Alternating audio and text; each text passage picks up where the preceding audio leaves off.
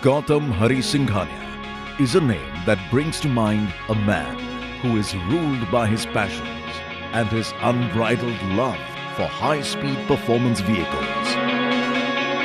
It's this very same passion that fuels his unquenchable thirst for speed and sends him to all parts of the world to test his skills to the limits so that he can push himself further and faster to the very edge of his endurance. Well, I think since childhood, I've always been passionate about cars, and I think it's something that grew over a period of time. At the age of 4, I had a go-kart, and I used to drive that around, and I think it was just a natural progression from there to Fiats, Marutis, and then all the way up to, better and more exciting things. And slowly, I pursued my passion for motorsport. I did a lot of training outside. So whether it was track cars or drifting or rallying, one kept pursuing it at whatever level one could. Over the last couple of years, I've just decided to get a little more serious about my motorsport, which I'm enjoying.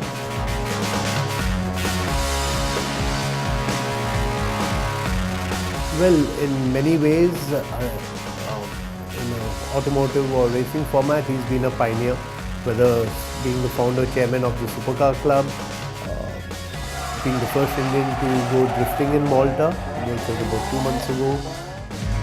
We did a drive to Leh Ladakh from sea level to 18,500 feet up.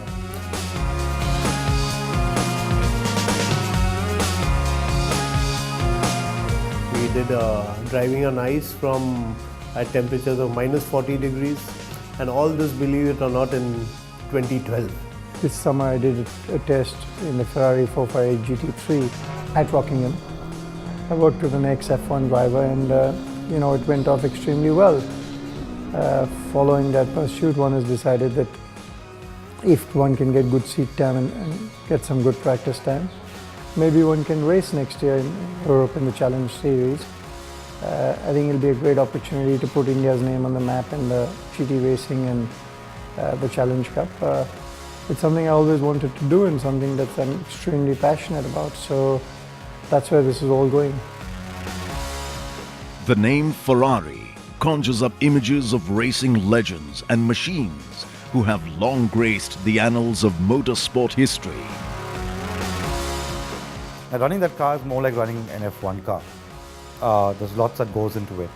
The car is extremely low. Of course, it's more like a GT3 car, purpose-built for the track by Ferrari.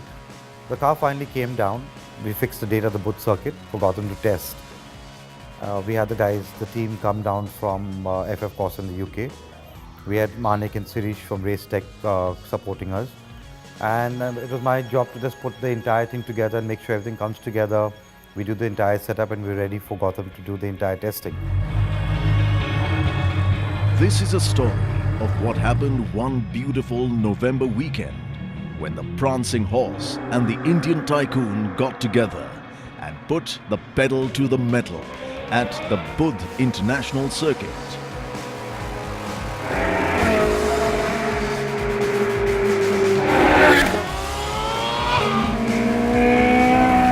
Setting up a car is very important, and what better place than to do it on a Formula One circuit.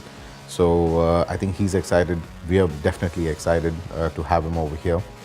He's going to be putting in quite a few laps between today and tomorrow. I'm proud to say that this is probably the best surface in the world today. The asphalt is not the regular asphalt that you find on the road, and I think we would be very happy if we played a small little part contributing to the success that he will have when he races abroad.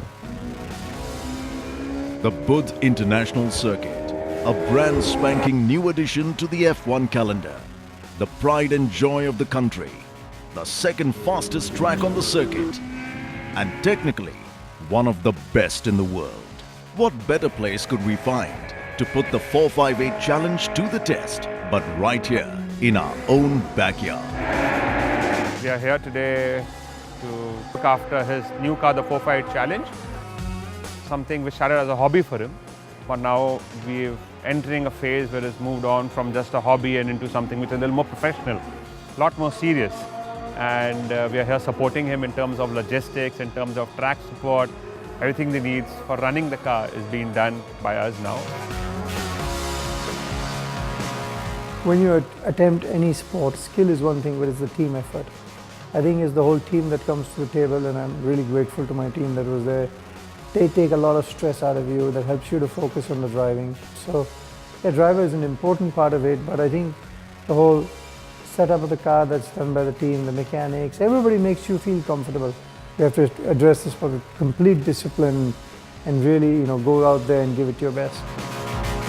These cars are so technical nowadays. We have to manage so many different systems on the car. We have to manage the fuel and the tires as well. And in addition to doing all of this, we've got data acquisition systems on the car, so we can actually see what the car is doing at any point on the track. I think we've sort of exceeded our expectations.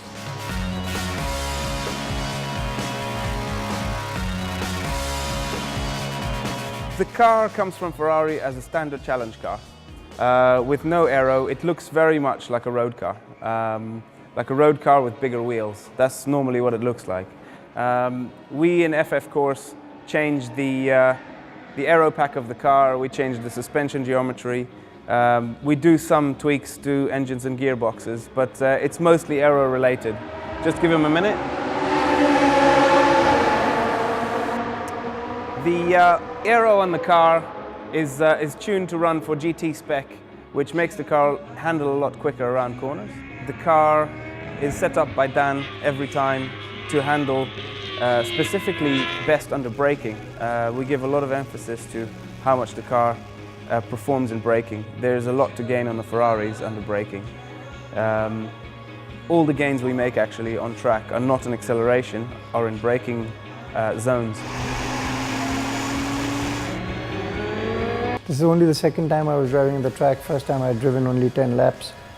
Go and learn the track. Progressively build it up. You don't want to do something and land up in the wall and ruin a full 2-day test session. That was the objective. So what we did was, we started off and in the first few laps we were doing 217. Slowly, progressively built it up. And what that means is really starting to brake 10 feet later and 10 feet later and trying to see if the car's going to grip. Understanding the grip levels on the car, understanding the braking on the car, slowly learning the track, finding the better line, learning the line, and progressively we pushed and pushed and pushed. I think we came to a point where it was then 206 and we sort of plateaued out at 206, 207 on day one. And we were not able to push below 206 because it was getting dark, I was getting tired. Day one was exhausting after 80, 85 laps, 90 laps. Went back home in the evening, reflected a lot in my mind as to which corners I could start playing around with a little bit more.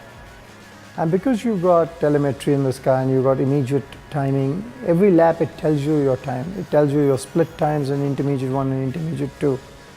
And what that does for you, it tells you that whatever inputs you're making, in real time at the end of the lap, it tells you did it help or did it not help. And then you can sort of, say this was a right move or a wrong move. The fact that he's come into this weekend never having driven this car, doing 80 odd laps yesterday, I think is absolutely stunning. That's like almost double what, or 1.5 times an F1 race distance, which is incredible for somebody who's a gentleman driver. I'm very, very, very positively stunned, I should say, for the consistency and also for his endurance.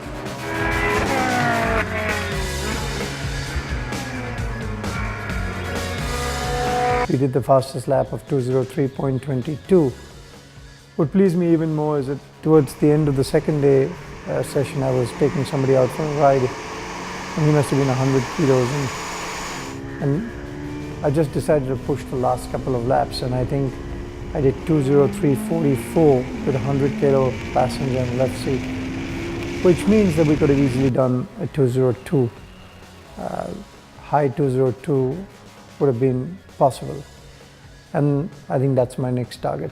I'm extremely elated by a 2-day test session at Budh. It was just, Budh is a fantastic circuit.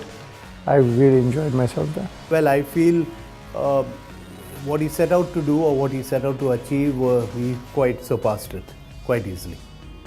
You get in somebody to see what he's doing, they'll think this is a professional race driver, not a guy running a big business empire.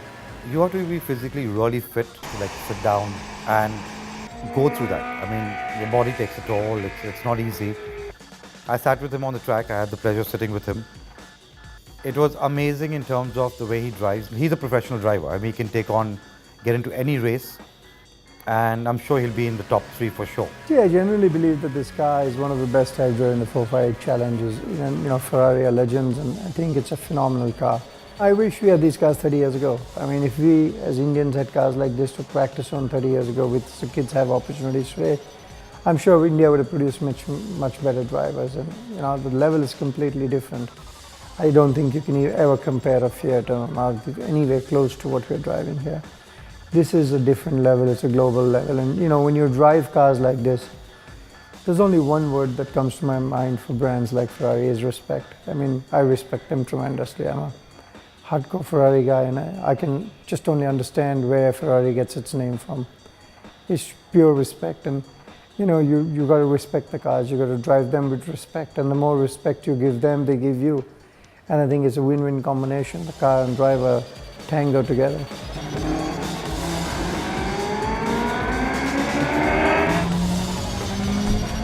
Taking into account all the factors involved, the driver, the car, the track, the high-end precision engineering, and just the sheer skill required to tame this particular beast, it's safe to say that after conquering the challenges of driving sideways in Malta, Gautam Singhania can now say that by recording the fastest lap at the Budh International Circuit in a non-F1 car, he is the champion of circuit racing as well.